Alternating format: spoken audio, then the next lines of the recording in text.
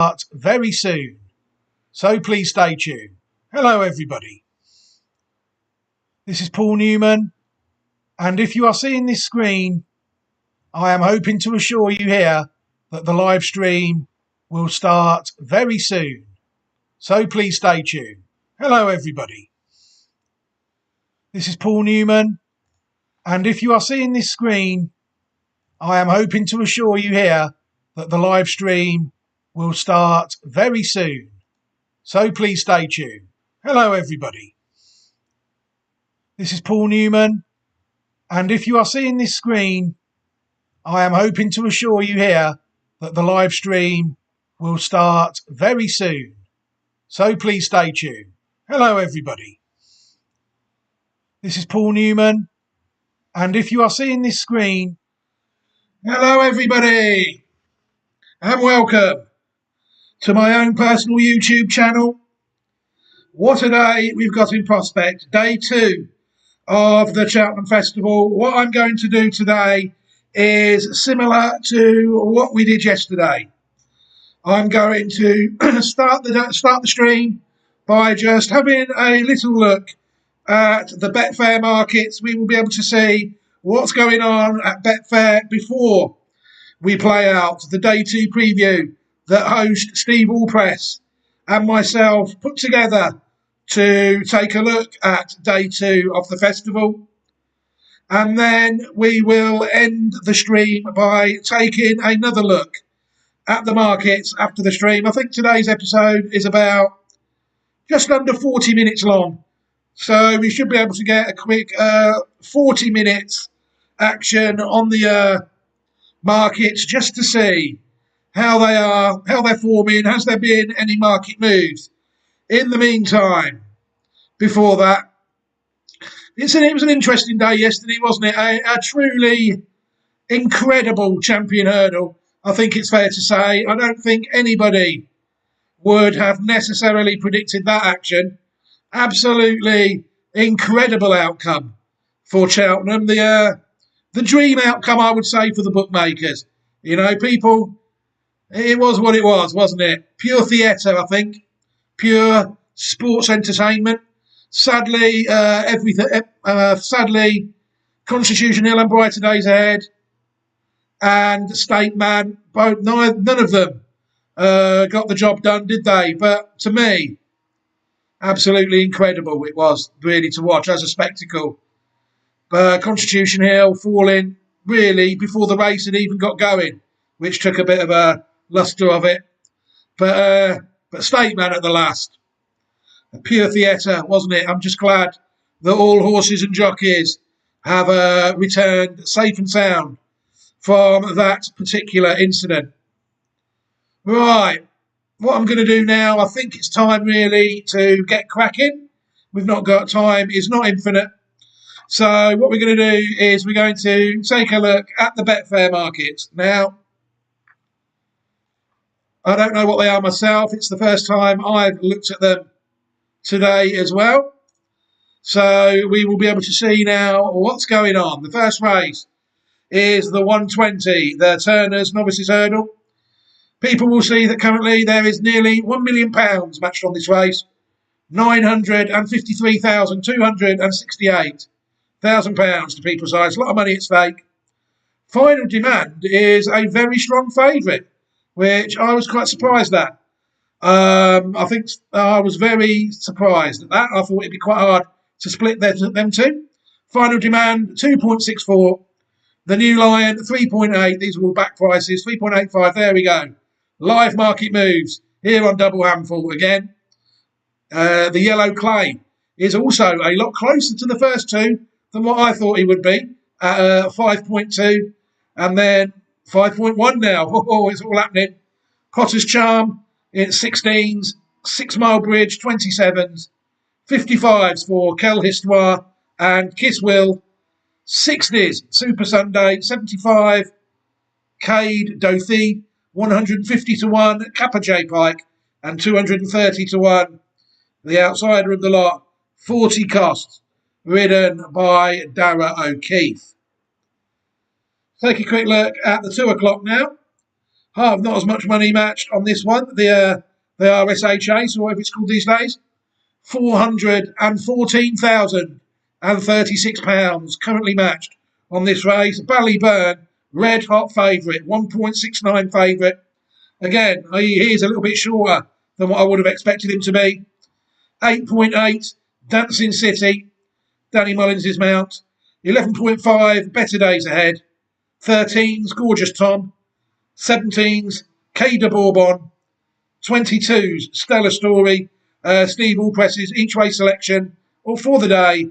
And Lecky Watson, my each way selection of the day, seems to be somehow the outsider of the lot and completely unfancied. So that's not looking good for my selection. In the 2 o'clock, my only selection of the day.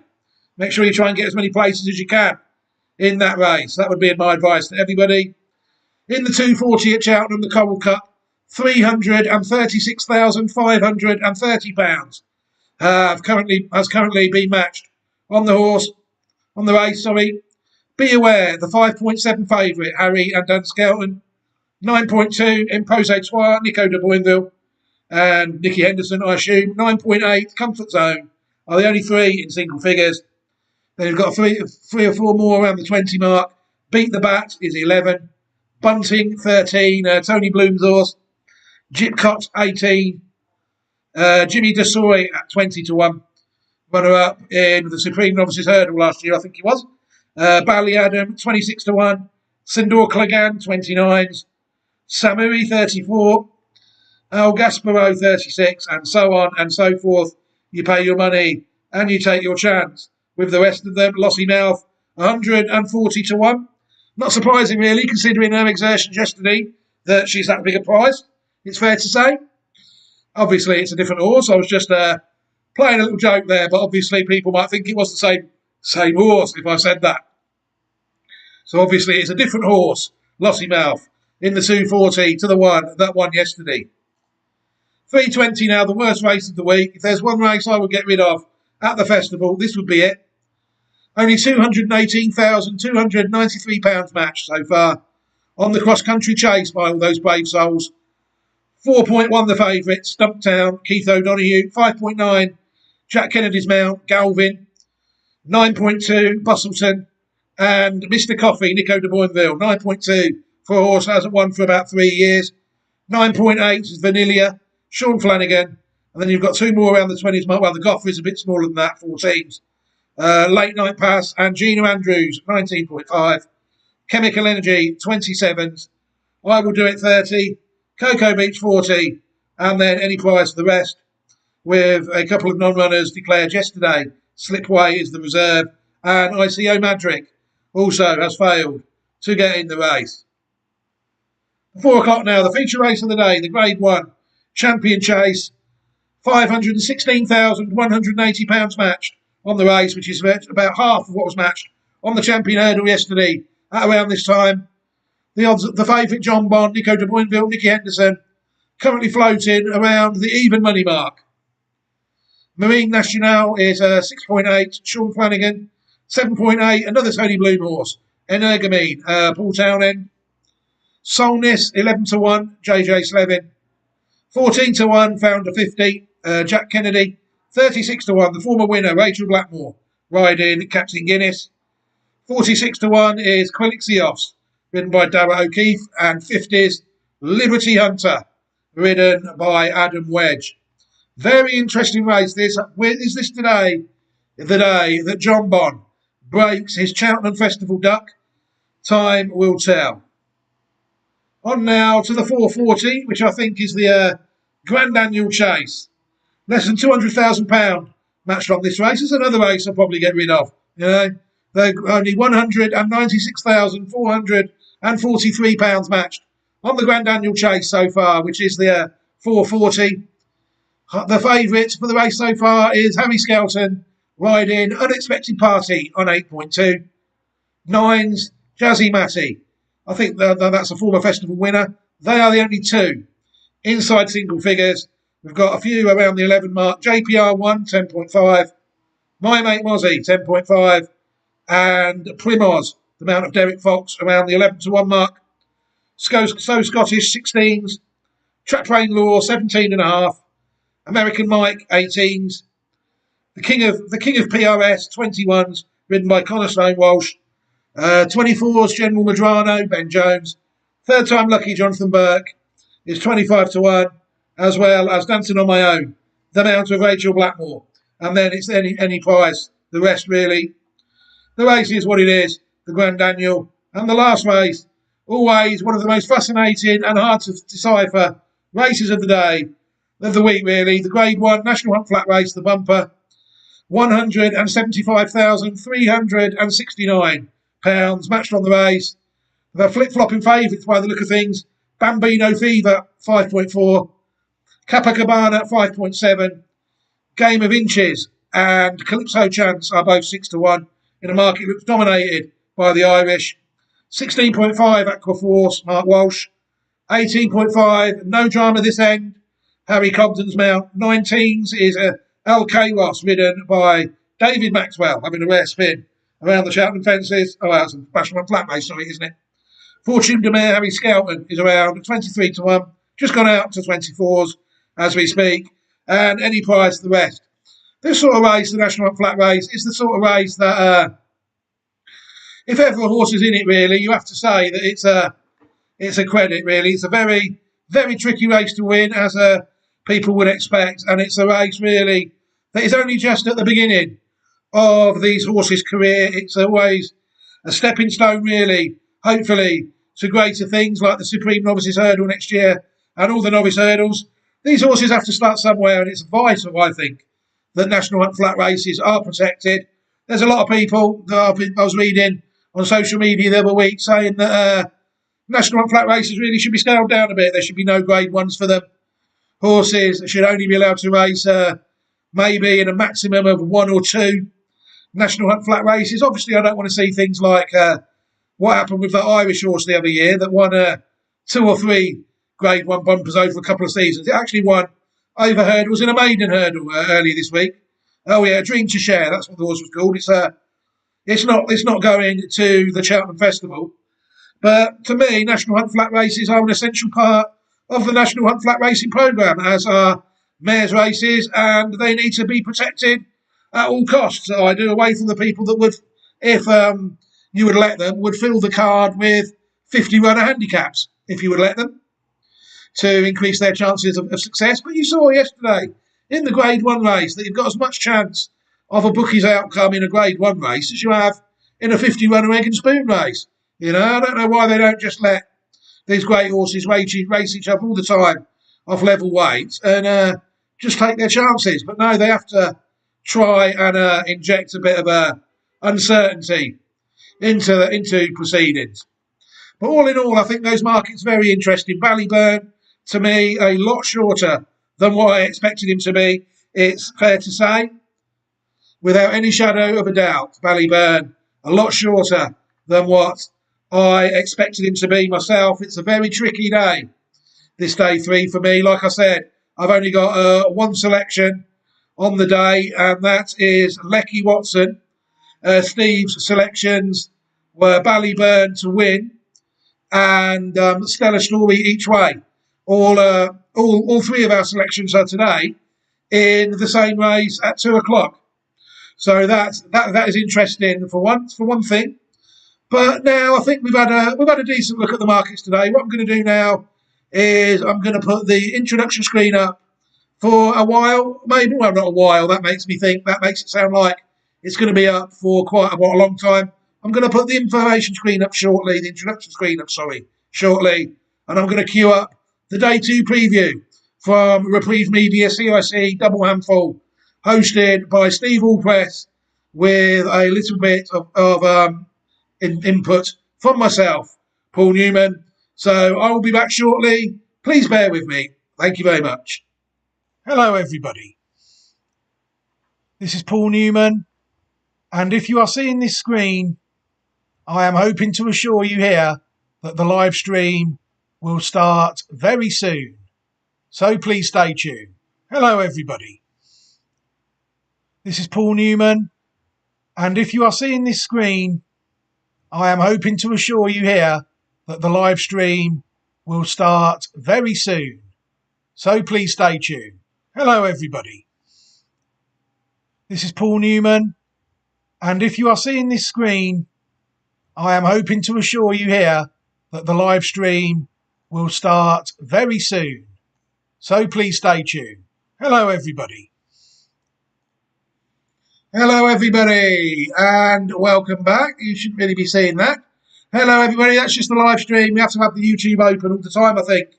While we do a live stream, it just seems to work better that way. Right, the day 3 preview is all ready to go. All I have to do really is change the window, and it should be already there.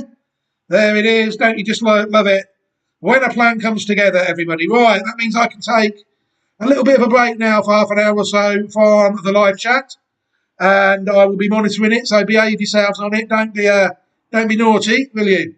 So for now, I will play the Reprieve Media CIC double handful preview of day 2 of the Cheltenham Festival with Steve Allpress hosting, with a bit of help from myself.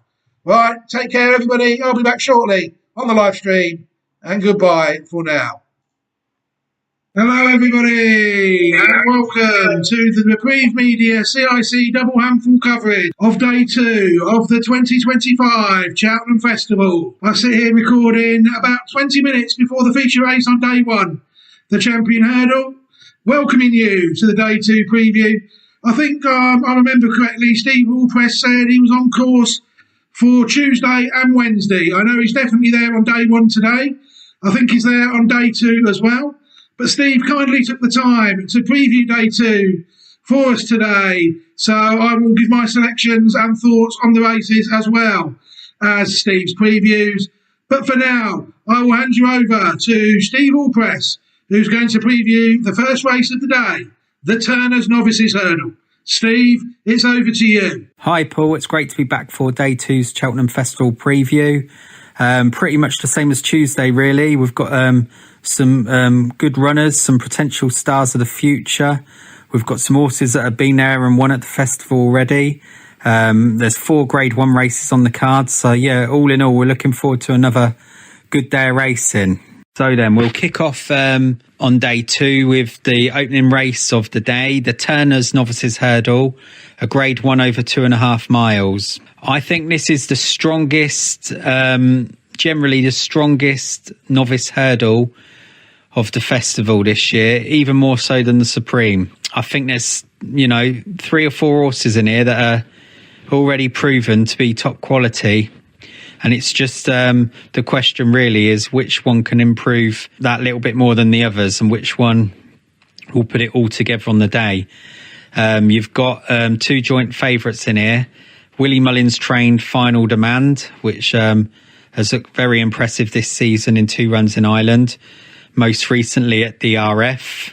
And then you've also got the Dan Skelton trained New Lion. Obviously, he's quite recently been bought by JP McManus. He's a horse that's, he's unbeaten. But I think last time he left a real strong impression when winning the shallow hurdle at Newbury. Up to then, he hadn't really shown a great deal. His wins were all workmanlike, but last time out, he really did win in impressive fashion. And there's a lot of strong vibes going around that he could be a star of the future. And based on what he did last time, you could kind of see it too. You've got Yellow Clay in here for Gordon Elliott and Jack Kennedy. He was beaten on debut, but since then he's won 3 or 4 races on the bounce, and he shows a fair level of form himself. You've got Twiston Davis trained Potter's Charm. He looked very good with a horse with a stack of talent as well. He was disappointing last time at Cheltenham. I think they might have just over-raced him a little bit. I think they should really have just laid off him really until the festival, but they decided to get that extra run in and he was beaten. So he's got a question mark to answer. But if he comes back to what he showed at the beginning of the season, he's going to be a player too. You've got a few others in here that Willie Mullins has got what you call so-called second and third and fourth strings. They've got a fair level of form, but again, they've got a fair bit to do to get on level par with what we've seen so far from Final Demand and the New Lion, etc. My selection in the race is Final Demand. I just slightly favour him over the New Lion. As much as New Lion looks probably visually more impressive, I just got a feeling that Final Demand's got a lot more to come. He's only had 2 races this season where the New Lion's had 3. Obviously, Final Demand does get further. I think last time he won over 2 miles 6, so this is a little bit of a drop down in trip, but he did travel beautifully throughout the race. He was always up there on the pace, and his jumping was lovely. He's a horse that's nice and relaxed throughout his races, and for me that's something that's a good key asset to have for a novice. And I think wherever he finishes in this race, he's a horse to look forward to going forward next season, where we'll probably see him novice chasing. The New Lion for me is the obvious danger. He looked so impressive last time, as I've already mentioned. I know they really do fancy him for this, and they say he's only just starting to come to his peak, so he's exciting himself. But I'm going to stick with Final Demand out of the 2. I think the Yellow Clay's a good horse, as mentioned, but I think him and Potter's Charm are just slightly below the level of these 2. So for me, it's going to be a shootout between these front 2 in the market. But I'm going to stick with Final Demand from Willie Mullins, and he's going to be ridden by Paul Townend. I think he's a horse with a massive future. I'm hoping there's enough cut in the ground for him, because he'd appreciate any of that. And obviously we know he gets further. So yeah, that's my selection for the opening race on day 2, Final Demand. Thank you very much there to Steve Allpress for his preview of the first race of the second day, the Turners Novices Hurdle. I tend to agree with Steve, really, in this race. I mean, I've identified both the first 2 in the market, Final Demand and the New Lion. I'm not really going to bang on too much about the pedigree of these. They're on the Patreon channel. If people, they've been on there for a while. If people are free to check out the pedigrees of the horses, not just the pedigrees, I've put some race replays in there as well, that sort of thing into the video. Look at the pedigree, talk about the horse, and they can watch it whenever they like, you know. But yeah, the Final Demand and the New Lion, 2 very nice horses, it's fair to say. And if you're asking me to split the 2, I think that could prove to be quite difficult on the day. You know, they're both very well bred horses. They both bring good form to the table. And if anything, I was hoping Final Demand would win the Albert Bartlett and leave this race for the New Lion. I was hoping for like the Copeg de Bordes, New Lion, Final Demand treble. So it'll be interesting to see what turns up in the Albert Bartlett on Friday. The way I'm going to probably play this race, I'm going to have to really just back them both to win and hope that it pays 2-1. If I can get 2-1 on either of them, I will take it with a view to hopefully getting on both of them. I think it's one of the clashes of the week, this Final Demand and the New Lion. It really is a decent race, I think. The rest of them, well, I've looked at them, and to be honest, I think a lot of them will have to run very well to get involved with the front 2. I'm not really that strong on any of the others. So I will probably leave it there in that race, really. It's a tricky race for me because the 2 I've identified are actually quite short. It's a sort of race where I just want one in, really, not the 2 very short price ones. But yeah, it looks a good race with them 2. The depth is there, but like Steve said, the New Lion and Final Demand have got good form, and I've looked at the pedigree of both horses, but they're both very well bred horses. Right, I'm over to Steve again now, I think, and Steve is going to take a look at the second race on day 2, which is a novice chase, Grade 1. It always will be called the RSA chase for me. I think this year it's called the Brown Advisory or something like that. So, Steve, it's over to you. It's the staying chase, really, for hopeful future Gold Cup horses. So, Steve, it's over to you. So then let's go on to the second race on day 2, which is the Grade 1 Brown Advisory Novices Chase over 3 miles. We've got a field of 7 going to post here, and the favourite is a warm order in the horse that was my banker of last year's festival, who went on to win in Ballyburn for Willie Mullins and Paul Townend. Ballyburn obviously was top class over hurdles last year, and since going to chasing, he's had a bit of a mixed start. He won his seasonal reappearance. He didn't jump fluently that day, but he got the job done in reasonable fashion for a horse on debut. He then went to Kempton over 2 miles again, and he took on hugely impressive Sir Gino from Nicky Enson's stable, where he was well put in his place that day. Obviously, Sir Gino, unfortunately, had a few problems leading up to the festival, which ruled him out. But losing to Sir Gino, there's nothing wrong with that. I think any horse that loses to Sir Gino, you can kind of put a line for it, really. But either way, he was put in his place by Sir Gino, and a lot of people were knocking him for that performance. But if you look carefully back at it, he was well beaten, yes, but the positives to take out of that race was he only went down by 7.5 lengths to a horse that's probably arguably the best chaser in training, certainly over 2 miles. He was giving Sir Gino weight on that occasion. And not just that, he went through the last fence that day as well, and he still come home a long way clear of the third. And also, obviously, Rubo was in there that race, and he's come out and won since. So, you know, as maybe it's disappointing for those people expecting Ballyburn to turn into an Arkelhorse, but maybe the trip was just a little bit short for him. And I think now stepping up in trip, this might be the making of this animal.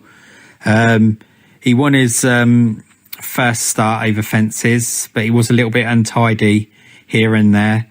Obviously, I mentioned Kempton, where he was put in his place. Again, sloppy at a couple of fences, but all in all, never really looked like falling. And then last time when he was stepped up in trip at DRF, I was really impressed with him. I thought he settled quite well. I thought his jumping throughout was steady, but very safe, never looked like falling. And I think what impressed me is from the back of the last, when challenged, his turbo kicked in and he went away, which I think is a good sign. Now he's going to be stepping up to 3 miles.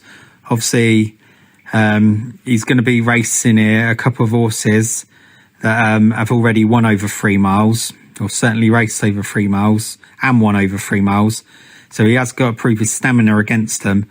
But on a class angle, looking at it at a class angle, Ballyburn's got a fair bit in hand on these other horses, if he can put it all together. Dancing City, his stable companion, is a fair yardstick. He was beaten in last year's Albert Bartlett, but he didn't disgrace himself. He ran well. He's looked good several times over fences this season. And, you know, he's going to be thereabouts. You've got better days ahead for Gordon Elliott. You've also got Stella Story for Gordon Elliott. They took each other a lot on last time, and Better Days Ahead just touched off Stella Story, but Stella Story's got bags of stamina, and I think that's the horse that might be running on strongly at the finish to maybe run Ballyburn, well, probably to be the one that follows Ballyburn home. Lecky Watson's shown a fair level of form this season, but I'm just wondering if he's a little bit below that kind of class.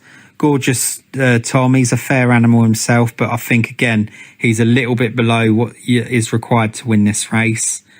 You've got the other horse of Willie Mullins is here, that's the outsider of the lot. Quida Bourbon. He ran in the Martin Pipe last year, and he come there with a chance swinging in, but he was just touched off by Better Days Ahead. But again, he's a horse that's only had a couple of chase starts, but he improved last time on his debut. But yeah, as I say, we go back to Ballyburn here. I think he's the class act in the race. He's the horse that's got that nice hurdles rating, and if he can just put his run together and you know, just show a little bit more improvement, maybe to the step up in trip, I think he's going to be very hard to beat. I think the better ground will suit him. I don't think it'll be a slog like we've seen in some of the recent years gone by. And I think that will suit Ballyburn. I think his class will show here. And therefore, he is my selection over Stellar Story. But yeah, I'm looking forward to it. I've been with this horse all year. I wasn't quite sure at the start of the year where he was going to turn up. Obviously, the Turners has been taken away. That probably would have been the ideal race for Ballyburn. But I do feel the Brown Advisory is much more suitable than the Arkle for this horse. So Ballyburn is my selection for the Brown Advisory. Again, top quality work there from Steve Allpress in previewing the first novice chase of the day. I'll call it the RSA chase for staying novice chasers. What a race in prospects here. I think this is a very good race, and I think I'm not sure about the favourite in this race, Ballyburn. A horse I identified myself. Such a dominant novice hurdler last season, wasn't he? So, but to me, I think if people look at the form of Ballyburn, they might be able to gather some clues at this early stage. But don't forget, this horse is from the family of Dawn Run. So this horse was a very good hurdler. So was Dawn Run and a chaser. But if people look at the improvement from run to run that Ballyburn would have got in his maiden hurdles once he got his head in front last season, the 3 runs, when he was second behind Firefox, he ran to 132. These are Racing Post ratings. And December race, 145. So that's the 13 improvement. Leopardstown Grade 1 February, 157. Improved again by 12. And now he's getting decent. And Cheltenham, 13 length victory in the Turners Novices Hurdle last year, 166. This horse has improved from run to run quite a lot. And if you look at his first 3 runs over fences, he wins by 13 lengths, runs to a mark of 150. Then he gets beat for only the second time in his National Hunt career, 7.5 lengths behind Sergino, 158. And then, this is the one that had worried me, the third run. Beat Park by 5 lengths. Yes, he was visually impressive. But he only managed to improve his run 2 to 160. So in 3 chase runs, the horse has gone from 150 to 160. And Hurdle's form were just a lot higher jumps up than that. So could this horse be better suited going over hurdles rather than fences? It's a fascinating race to me, this. If Ballyburn was to dominate these, I wouldn't be surprised, because he was dominant over hurdles. Like Steve alluded to, the step up in trip could be key. Ballyburn, it looks a stayer, an out-and-out stayer. But to me, he just finds and finds more, and he's, like Steve said again, his jumping is very sound usually. But to me, I've got my old mates turned up in there. These sort of Lecky Watson is the opposite to Ballyburn, to say the least. Lecky Watson fell short over hurdles. He competed in most of the leading Grade 1 hurdles, and I think he managed to get placed in 1 Grade 1 hurdle. He was around a 140 rated hurdler. But already in 2 chase starts, he's already improved quite a lot on his hurdle mark. He's in the mid to low 150s now. And to me, I don't think people have seen the best of this horse yet over fences after only 2 runs. He's on the YouTube channel, Lecky Watson. I'm not going to really talk too much about his pedigree on here, because people are free to go and watch the YouTube channel whenever they like and check the video out on Lecky Watson. But to me, I'll be interested to see how Lecky Watson gets on against Ballyburn here. Obviously, the stable vibes would say that Ballyburn, and the market would say that Ballyburn is quite a good thing. He's just short of odds on, I think he was. We might check the markets in the morning. But there's I don't know. Lecky Watson, to me, is a lively contender in this race. The rest of them, I think they're just moderate staying chasers. I don't think any of them have the pedigree necessarily that I would be looking for to follow them over like a sustained National Hunt career of 5 years, 4 years. So that's why I don't really follow National Hunt racing as much, because a lot of geldings, You know, I like to do the pedigrees. You know, and the pedigrees are a lot more important on the flat than they are over the jumps. Well, they seem to be. You know, so it's a very tricky race that between Ballyburn and Lecky Watson in my eyes. I might be totally wrong, and Ballyburn might win quite easily. You know, it'll be interesting to see what happens in that race. I've also got to touch on a little bit of handicap business at 240, unfortunately. For the horse, Staffordshire Knot has actually turned up in the Coral Cup at 240. I mean, his form this season has been absolutely diabolical over both hurdles and fences. Bad enough, really, that unless he was to win this race or at least win some sort of decent race by the end of the season, this will probably be the last season I follow the horse. They've tried him novice chasing, couldn't get his head in front. They tried to qualify for the Pertemps hurdle with the horse. He was last at Huntingdon, I think it was. So this is the Coral Cup, really. He's obviously rated high enough to take his chance in this race. So this is the race he's turned up in. I mean, I would be very low stakes here in the handicap race without any shadow of a doubt. Very risky that race is indeed, I think. What we're going to do now is we're going to go, let's skip the cross-country race. Neither me or Steve have anything of interest for that race or of note to say about the race, really. And we're going to move towards the feature race of the day on day 2, the Queen Mother Champion Chase. What I'll do is I'll hand over to Steve Allpress now, and he will preview the feature race of the day, the Champion Chase. Steve, it's over to you. Right then, on to the feature race on day 2, which is the Queen Mother Champion Chase, a grade 1 over 2 miles. The Champion Chase has been a race historically that's really excited me. I always go back and watch videos from the likes of Moscow Flyer, Sprinter, Sacra, Masterminded, Altior, and I really like watching these speed horses going right at it from the off. And I think this race here, we're going to get something pretty similar. Certainly with Joseph O'Brien Solness lining up here. That's a horse that's going to go out in front. So it's really going to be a breakneck end-to-end gallop here. But yeah, in recent years gone by, we have had a couple of upsets in this race. Obviously, we had Duvan at a very short price that got beat. We had El Fabiolo last year. That was very disappointing in the race. So it's not always been a race that favourites have dominated. There has been a bit of mixed fortune, but I think this season we do have a solid favourite in John Bon, and he's yet to win at the festival, although he has run twice in defeat. He obviously didn't make it there last year, so it's nice to see John Bon back here. And I think this season he goes to the festival in better form than we've seen him going into the festival previously. He's had 3 chase starts this season, and I think just looking at him, he's improved for each run. And I think now, at the age of 9, we're seeing the real full potential that John Bon is producing. So yeah, John Bon is the horse for me. That's my solid selection in this race. He's been a lovely horse over the years. He has only been beaten several times. You know, one of them was to El Fabiolo in the Arkle a couple of years back.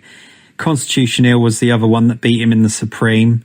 Again, he ran well both of those times, and then he was beaten at Cheltenham in a chase last season, where his jumping wasn't quite up to scratch on that occasion. But all in all, this is a solid horse that wins more races than most. He's been faultless, really, all in all, and you know, it's going to take a good one to beat him. I just hope he puts his best foot forward on the day, and if he does, I really feel he'll win. You've got some other horses in here, though, that are good horses in their own right. Obviously, I'm going to now mention Energumen. He's a former 2-time champion. He's been a tremendous servant himself. He's a horse also that's had little problems over the years, little niggling problems that's ruled him out. He was ruled out the Arkle a few years ago. Then he was ruled out for last season, unfortunately. But he's been a really good horse. In all honesty, I think at 11 years old, I'd be surprised if he won. And although he ran well last time, I just think we've seen the best of Energumen now. But, you know, he had been looking for soft ground really as well. So that's probably going to be against him. But, on all known form and ability, Energumen is certainly second behind John Bon here, but it's just what one's going to turn up, what Energumen's going to turn up. Has he shown his best? For me, he has, but he does deserve to line up here, and it'll be fascinating to see how he gets on. A horse that I've been a big fan of in the past, but he's been so hit and miss, and to be honest, he's not really fulfilled the potential that he was showing as a novice hurdler. That's Marine Nationale. He obviously beat Facile Vega in the Supreme and looked to have the world at his feet. And then last season, he started off the season well in a novice chase, looked very impressive and was a warm order favourite for the Arkle. But since then, the wheels have come off and he hadn't really looked the same. Although the last couple of races, he has shown a bit more for me. So maybe now they're just starting to get him right. He'll appreciate the better ground. And I do feel that he might be the one that picks up pieces and follows John Bon home. I'm fairly certain that Solness is going to go off in front. And then I'm hoping that John Bon can just keep tabs on him and not let him get away too far. He's already beat Solness, John Bon has. And so I can't see why he wouldn't confirm that form, although Solness does seem to have improved the last couple of runs. But yeah, that'll be fascinating to see like how this race develops, because Solness is definitely going to go out strong from the off, and it's going to be interesting to see these other horses when they're going to make their moves. But yeah, we've got Captain Guinness in here. He's a former champion. Again, he's not shown the form nowhere near what he was showing when he was at his best, so it's hard to see him being in the mix. Founder 50 was a good runner-up in last year's Arkle, and he had a good start to the season again this season, but last time very disappointing. It's hard to see him doing anything. Then you've got Quilixalos and Liberty Hunter, which pretty big prices in here. They're fair horses in their own right, but not good enough on all known form to challenge the likes of John Bon in here. So yeah, I really do hope John Bon can win this champion chase. If there's a horse that deserves to win at the festival, it's certainly him. They don't always remember you for finishing second at Cheltenham, so it'd be lovely if John Bon could get his head in front. I don't think there's a better opportunity for him than there is this year, so fingers crossed John Bon can do the business. He's a great horse. He's won, here, there and everywhere, and let's hope he can just put his A game together on the day, and if he does, I feel we'll take all the beating. So yeah, John Bon is my selection for the Queen Mother Champion Chase. That's what's so great about this sport. It really does evoke some fantastic emotions there, and I think you heard it in Steve's voice. The sentiment of which he holds the odds-on favourite John Bon here in the feature race of the second day. The champion over 2 miles, blue ribbon chasing, sprint chasing, I call it. Where Steve says he enjoys it, I tend to take the opposite view, really. I prefer a good staying chase more than a 2 mile chase. 2 miles hurdles, I can watch them go round, they're okay.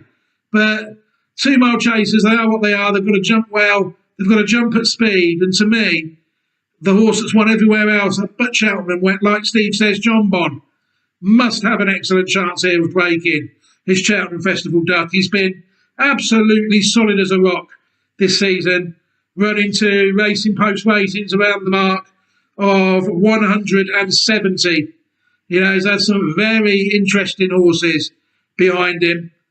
And to me, I think that he will take all the beating. The Irish horse has improved no end, obviously. It's beaten my horse, Gaelic Warrior, twice. I was hoping that Gaelic Warrior would be my champion chase horse this year, or even Gold Cup horse, last year's Arkle winner. But he's not turned up in this race, the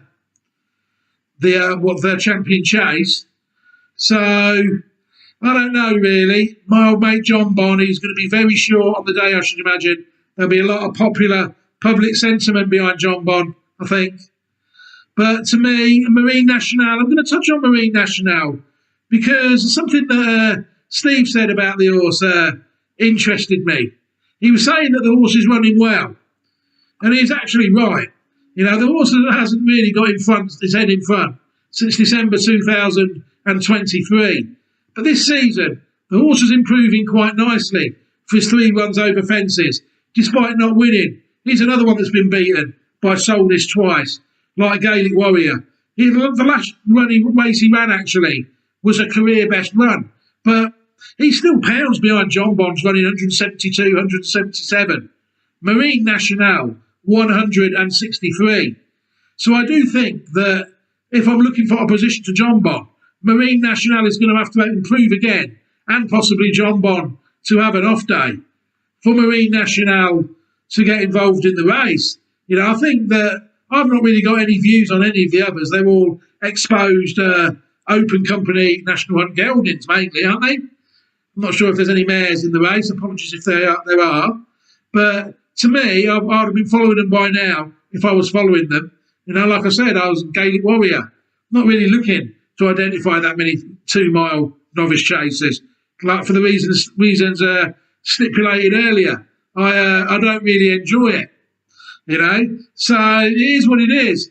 The Champion Chase, it always has been for me. It's never a race that I really get excited about. I suppose I might have been excited about it if Gaelic Warrior was in it, or Brighter Days Ahead, for instance, turned up at one point in her career, something like that. But no, it's never a race I enjoy as a spectacle if I've not really got heartfelt interest in the race, which I haven't this year. So I'll probably just watch them go round, saying that, and maybe put John Bond in a double with something later, something on the card. Like it's tricky there, you see, because I've got Final Demand and the New Lion. I suppose if the Ballyburn and John Bond double was to pay 2 to 1, that might interest me. Lecky Watson, I'll probably have to back each way in the 2 o'clock as well. But my selections of the day are actually quite tricky. Tricky day for me.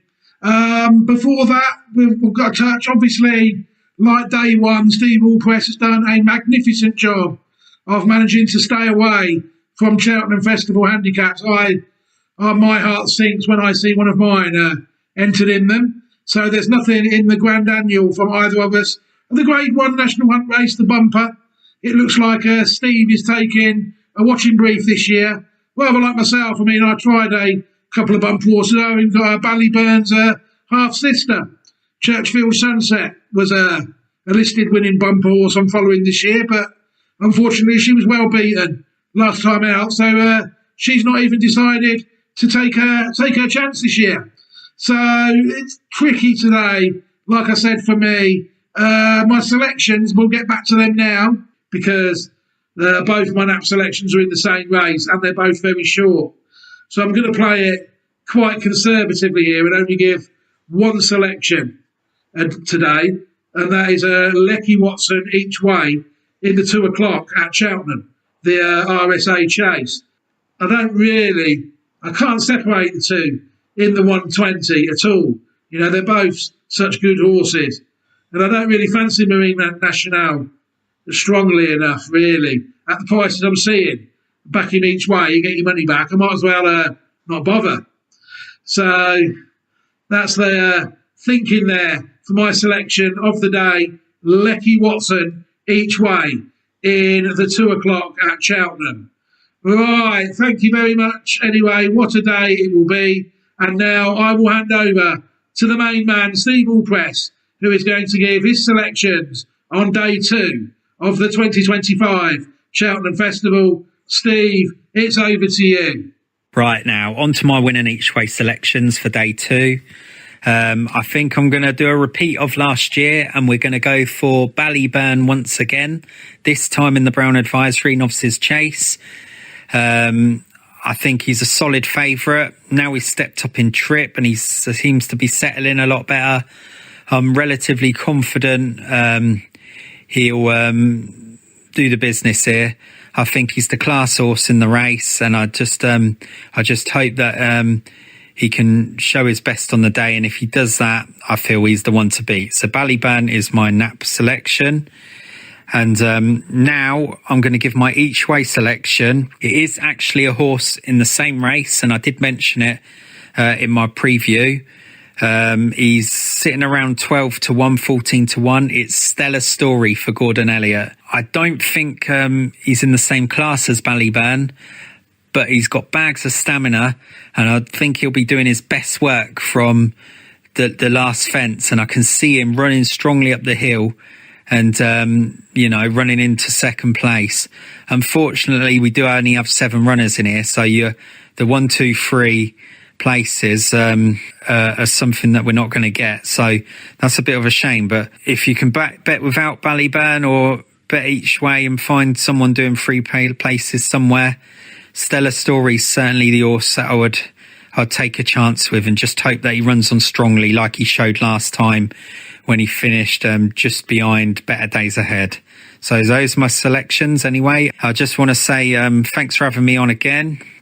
I look forward to coming back again for day 3. We can have a good start to day 2 again and, keep the winners coming and see how we go. So thank you, Paul, and I'll speak to you again soon.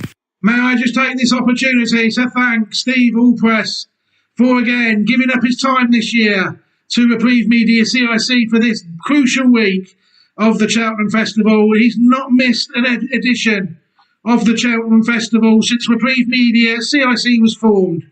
Every year he is there. Every year he produces top quality content. Steve, absolute pleasure to work with you for this 1 week a year. And thank you very much for taking the time this week and all the previous festivals as well to join us. We're halfway through this year. So this will be the end of the second of the 4 days of the Cheltenham Festival. Thank you very much to Steve there for giving his selections also today, both in the same race. It's a race really, we're all in the same race today. I think both me and Steve are in the 2 o'clock at Cheltenham. Steve's win selection, as he said, was Ballyburn, and his each way selection in the 2 o'clock, if you can get 3 places, he did stipulate that, and I'll stipulate that as well, I would say, is Search for Glory. And just to recap my selection again, in the 2 o'clock at Cheltenham, Lecky Watson each way on what is looking a very tricky day for me, with a possible above 2 to 1. I'll throw in Ballyburn and John Bon win double, but only if it pays over 2 to 1. Very risky bet, but they are 2 very good horses with very good strike rates. Right, I think we can end the day 2 coverage here now. Thank you very much to everybody who has tuned in on the various platforms, either on the live stream, on my own personal channel, or on the Reprieve Media CIC organisational YouTube channel, which is where the video will always go first. Hopefully it will be up at some point Tuesday evening. But for now, I'm going to say thank you very much, everybody. It's been an absolute pleasure to bring you the first 2 days of the Cheltenham Festival. Steve and myself, hopefully, will be back for the second half of the festival, switching courses, and hopefully the horses will still rise to the top. Have a fantastic week, everybody. Take care, look after yourselves and your loved ones, and goodbye. Oh, has it finished? Fantastic. Thank you very much to Steve Allpress. Again, I have to say that, like I said in the video when I was recording at the time, the guy never misses a Cheltenham Festival. I can set my watch by him ever since Reprieve Media CIC was formed. Absolute pleasure to work with him. His views are always absolutely spot on. He gives his heart, puts his heart into it. He's watched horse racing for a lot of times, and I do say he's one of the very few people that I will listen to regarding horse racing. You know, I always say, you know, it's the sort of thing really that you don't want to be blaming other people when your horse doesn't win, do you? You've got to have the courage of your own convictions, you know. You've got to really pick your own horses, which is what we always try and do. I know that I'm sort of going against that by broadcasting this to people, but it's a funny old world, isn't it, really? One thing I must clarify there before I put the introduction screen up and take a look at the markets. I listened back to that just now as I was coming back. Search for Glory is not Steve Allpress's each race selection. Search for Glory, it runs in the same colours as Steve's each race selection, and Sounds quite similar, but Steve's inch-way selection is in fact Stellar Story, not Search for Glory. Search for Glory is a horse that I was following, and I must have just got a little bit confused there between the two, because I did say Search for Glory blatantly, didn't I? But in my defence, I hadn't slept all night and I'd been up for about 34 hours. But so that's no excuse, though. I should really know the difference between those two horses. Right. Once again, thank you very much to Steve for submitting that, helping for driving the previews this week, day 1 and day 2 in the bag now. He's already sent me his audio for day 3 from the car. So I can tell you that Steve is actually on course again today, flying the flag for Double Handful. He'll be there, so keep an eye out for him. Say hello to him if you see him. But so you have a fantastic day, Steve, if you're there. So he has actually sent me his day 3 audio from the car, so hopefully there will be a preview for day 3 of some description at some point, either later on this evening or maybe definitely sometime today, I would imagine. But for now, we're gonna forget about day 2's preview now. I'm gonna put the introduction screen up for a second, and then we're going to take another quick look at the markets before we end the stream. Can I just say thank you very much to everybody for visiting the stream, visiting the channel. I hope you enjoyed your stay here. Absolutely fantastic to welcome you on board, and I hope you come back again to the channel at some point, and also the Reprieve Media CIC organisational channel. There's plenty of horse racing content on there as well, featuring also not just Steve and myself, but also Monica McCarthy out in America, who has taken a look at some US racing over the years as well for Reprieve Media CIC. Monica, if you're listening, I hope you're well. But so let me just put the intro screen up quickly, and then we'll be back for a look at the markets. Take care, everybody, and I'll be back shortly. Hello, everybody. This is Paul Newman, and if you are seeing this screen, I am hoping to assure you here that the live stream will start very soon. So please stay tuned. Hello, everybody. This is Paul Newman, and if you are seeing this screen, I am hoping to assure you here that the live stream will start. Hello, everybody, and welcome back. Yeah, we should all be there now. It should just be a matter of me clicking this, and we're back.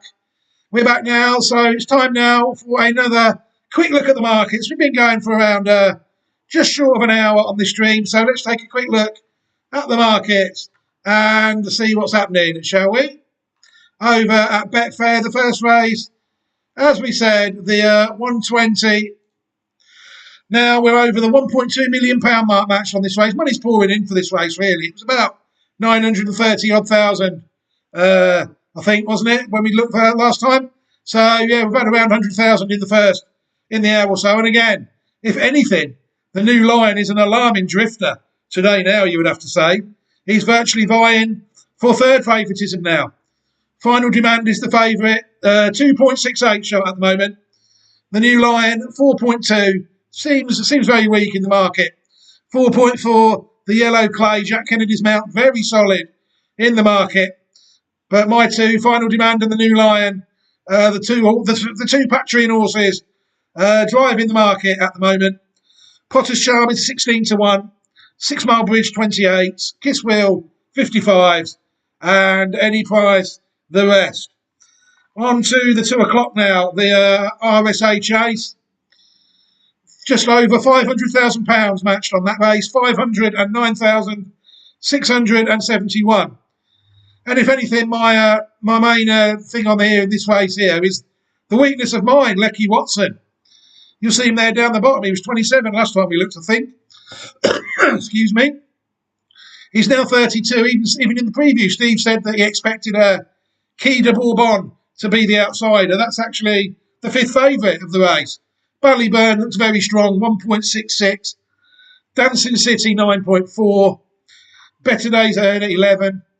Gorgeous Tom, 13s. Everything is sort of the same sort of price. Key de Bourbon, 17s. Stellar Story, Steve's Inchway selection in the today. Not Search for Glory. 24s and Lecky Watson, 32s. So basically, Newman and Allpress going all in on the each way outsiders in a 7-runner race.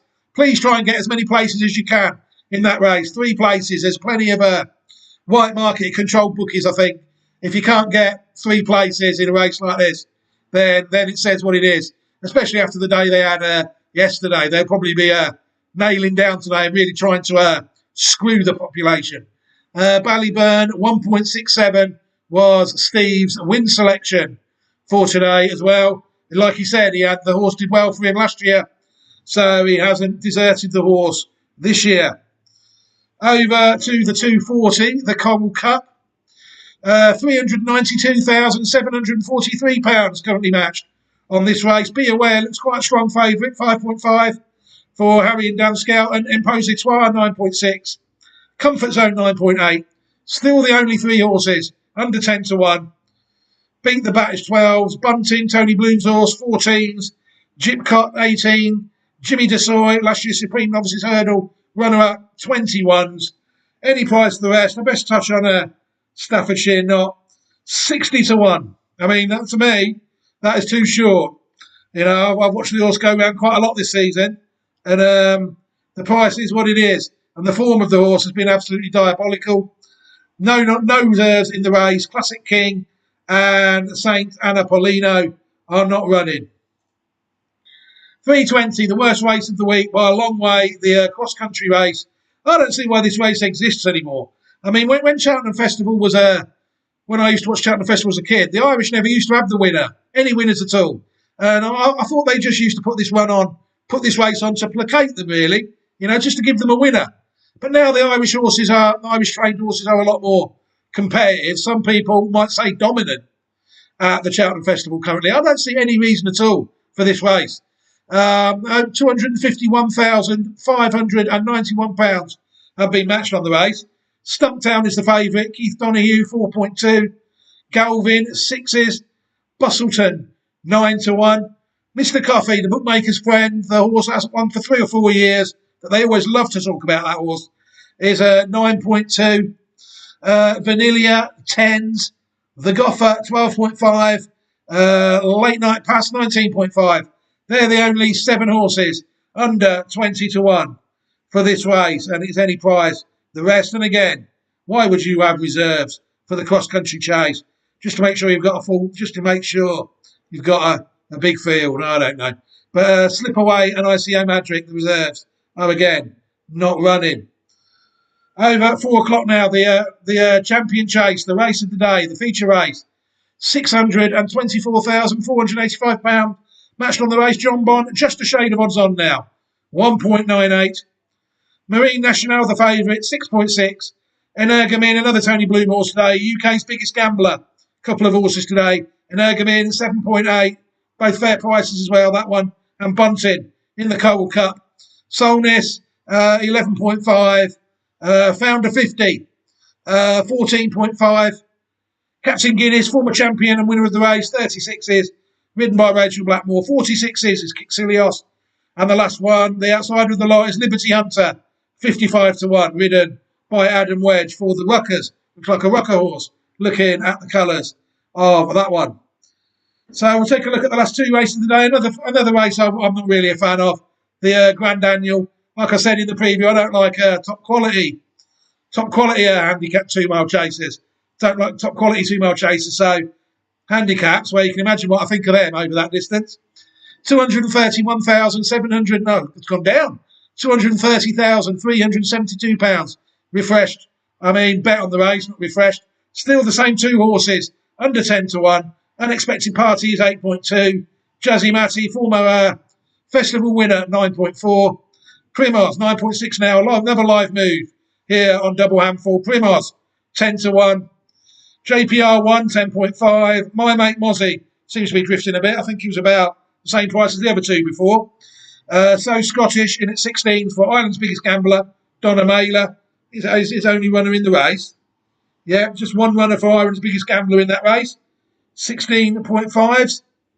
16s, Trap Rain Law, 17.5, 19.5, so to 20s now.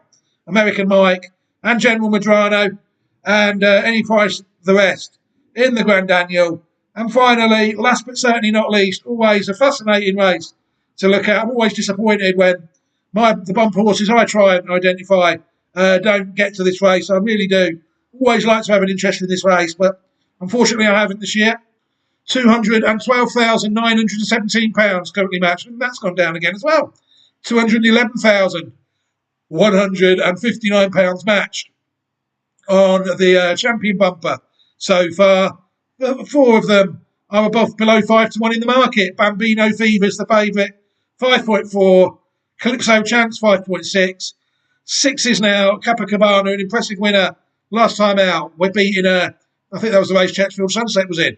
And 6.4 Game of Inches. Big drifts are then 15's Aquaforce for Ireland's biggest gambler. 19's No Drama No End.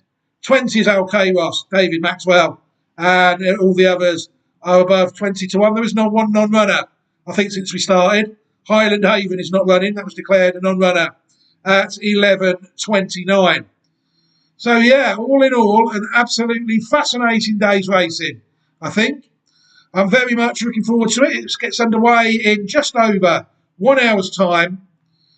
So we might as well leave this stream here now, I think. Thank you very much to everybody for joining us. I'll just recap Steve and myself selections before I go. They're all in the same race. The 2 o'clock at Cheltenham. Steve's win selection is in that race. Ballyburn. And also Steve and my each-way selections are both in the race as well. Steve has decided to chance Stellar Story.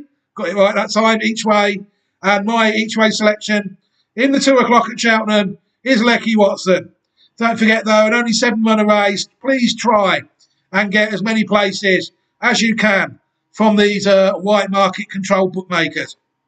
You know, I'm sure there's plenty of 3 places away on the black market, but we're the controlled white market bookmakers, I'm sure we'll be looking to nail this race down and really have 2 places only across the board, I'm expecting, because they had such a good day yesterday. They'll really want to keep their foot on the throat of the public. Bookmakers hate the public. Don't let this friendly, banterish way they are, some of them, on social media and the people that they use. Don't let that fool you. They actually despise the people they take the money off. You can always find that out when you win. As soon as you win, you see the bookie turn, the white market bookie turn. You know, he refuse to pay you, try and ask you for documents. He'll smile when he takes your money and be disgusted when you win. You know, that is how it is. So always be careful when dealing with these white market controlled bookies. They've got no end of rules and regulations there to protect them so they can act pretty much how they like. But it is what it is. Right, I will end the stream now. Thank you very much to everybody for taking the time to join me and as I put the stream together. Hope you enjoyed Steve and myself's preview of day 2. Like I said earlier, Steve has already sent me the audio for day 3. So I'm hoping to put together something for day 3. So I might hopefully, touch wood, be here at some point tomorrow around this time. All right? Take care, everybody. Have a fantastic day. Look after yourselves and your loved ones. And goodbye.